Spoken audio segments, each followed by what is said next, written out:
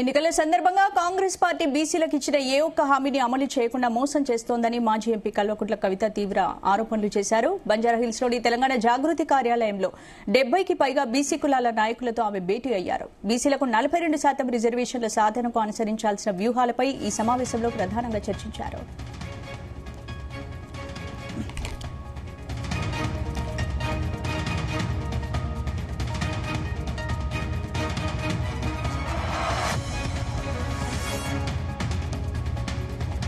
Kamareddy BC declaration అమలు చేయకుండా Congress party బీసీలను మోసం చేస్తోందని కవిత ఆగ్రహం వ్యక్తం చేశారు. రాహుల్ గాంధీ, ప్రియాంక గాంధీ ఇంతవరకు తెలంగాణ బీసీల రిజర్వేషన్ల అంశాన్ని ఎందుకు పార్లమెంటులో ప్రస్తావించలేదో ప్రజలకు సమాధానం చెప్పాలని డిమాండ్ చేశారు. బీసీలకు 42% రిజర్వేషన్లు కల్పించిన తర్వాతే స్థానిక సంస్థల ఎన్నికలు నిర్వహించాలని డిమాండ్ చేశారు. బీసీ సంఘాలను కలుపుకుని ప్రభుత్వంపై ఒత్తిడి తెచ్చేలా ఉద్యమ కార్యాచరణ రూపొందిస్తామన్నారు.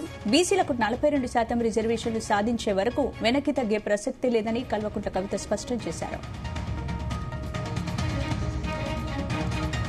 ఈ అంశానికి సంబంధించి పూర్తి అప్డేట్స్ మా బ్యూరో చీఫ్ నరేందర్ అందిస్తారు. నరేందర్, రైట్ స్పందన.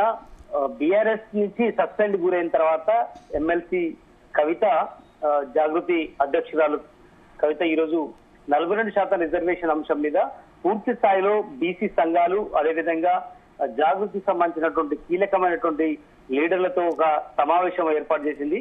ఈ సమావేశంలో చాలా అంశాలు కూడా మాట్లాడింది.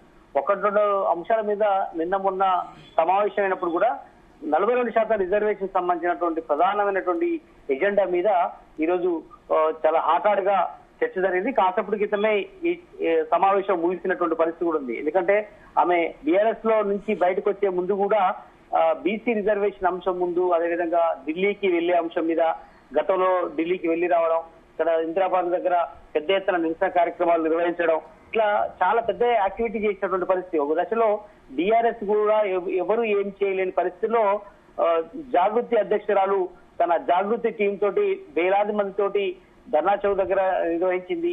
తర్వాత ఢిల్లీకి వెళ్ళింది, ఉక్కిరి బిక్కిరి చేసేటువంటి ప్రయత్నం చేసింది. దీంట్లో ప్రధానంగా బంజారాహిల్స్ లోని తన జాగృతి కార్యాలయంలో 70కి పైగా కీలకమైనటువంటి బీసీ కులాల నాయకులతో భేటీ అయింది. ఇందులో ప్రధానమైనటువంటి అంశాల మీద చర్చ జరిగింది. ఎందుకంటే కామారెడ్డి బీసీ డిక్లరేషన్ ఆనాడు ఎలక్షన్స్ ముందు కాంగ్రెస్ పార్టీ ఇచ్చినటువంటి హామీ ఏదైతుందో అది నిలుపుకోనేంత వరకు మేము వెంటాడతామని కూడా ఆమె ఈ సమావేశంలో పేర్కొంది. ఖచ్చితంగా బీసీలకు ఖచ్చితంగా కనుక మీరు మోసం చేస్తే దీన్ని ఎట్టి పరిస్థితుల్లో ఊరుకోమన్నటువంటి విషయం మీద వాళ్ళు ఒక శపథం లాగా నిర్ణయం తీసుకున్నారు.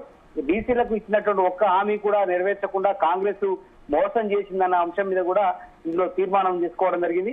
అంతేకాకుండా రాహుల్ గాంధీ, ప్రియాంక గాంధీ ఇంతవరకు తెలంగాణ బీసీల కోసం రిజర్వేషన్ అంశాన్ని ఎందుకు పార్లమెంట్ లో ప్రస్తావించలేదో ప్రజలకు వివరణ ఇవ్వాలని కూడా ఈ సందర్భంగా ఆమె సమావేశంలో పేర్కొంది. ఎందుకంటే రాహుల్ గాంధీ చాలా సందర్భాల్లో కూడా చెప్పారు, బీసీలకు ఏదో న్యాయం చేస్తాం, కాంగ్రెస్ అధికారంలోకి వస్తే తెలంగాణలో ఖచ్చితంగా కామారెడ్డి డిక్లరేషన్ అమలు చేయడమే కాదు, భవిష్యత్తులో అన్ని రకాల వాళ్ళకు, ఎందుకంటే కులాల వారీగా వాళ్ళకు అన్ని రకాల ఫెసిలిటీ అందజేస్తామని కూడా చెప్తారు. ఇంతవరకు ఫెసిలిటీస్ అటు పక్క పెడితే వాళ్ళకి ఎలాంటి ఇన్సూరెన్స్ లేకపోగా వాళ్ళ కనీసం ఇంపార్టెంట్ ఏది కూడా అందజేయలేదు. ముఖ్యంగా 42% రిజర్వేషన్ సంబంధించిన కూడా రాహుల్ గాంధీ ఇచ్చినటువంటి మాటను నిలుపుకోలేదన్న విషయం మీద ఈ సమావేశంలో కవిత చెప్పారు. అంతేకాకుండా 42% రిజర్వేషన్ కల్పించిన తర్వాతనే స్థానిక సంస్థల ఎన్నికలకు వెళ్లాలన్నటువంటి ప్రధానమైనటువంటి డిమాండ్ ని సమావేశంలో ఉంచారు. దీనికి అందరు కూడా ఏకాభిప్రాయంతో ముందుకు తీసుకెళ్లినటువంటి పరిస్థితి కూడా ఉంది. ఎందుకంటే స్థానిక సంస్థల ఎన్నికల నోటిఫికేషన్ మరింత లేట్ అయ్యే అవకాశం ఉన్న నేపథ్యంలో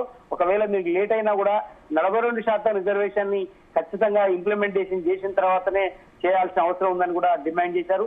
ఎందుకంటే ఇప్పటికే షెడ్యూల్ 9 ప్రకారం చేస్తేనే 42% రిజర్వేషన్ అమలు వచ్చే అవకాశం ఉంది. అదేవిధంగా స్పెషల్ గా ఇక్కడ జీవో తీయాలని కూడా అనుకుంది. ఇందుకు అనుగుణంగా ఇప్పటికే గవర్నర్ దగ్గర పంపించింది. ఈ రకంగా ముందుకు వెళ్తున్నటువంటి పరిస్థితి ఉంది. కానీ మీరు ఏ రకంగా చేసినా స్థానిక సంస్థల్లో ఖచ్చితంగా 42% ఇచ్చి తీరాల్సిందే అని కూడా కవిత ఈ సమావేశంలో పేర్కొన్నారు. ఇక బీసీ సంఘాలను కలుపుకొని ప్రభుత్వంపై ఒత్తిడి తెచ్చేలా తీసుకోవడం, అదేవిధంగా రిజర్వేషన్ ను అంచేదాకా ముందుకు వెళ్తామని కూడా ఈ సందర్భంగా కవిత. Right, thank you.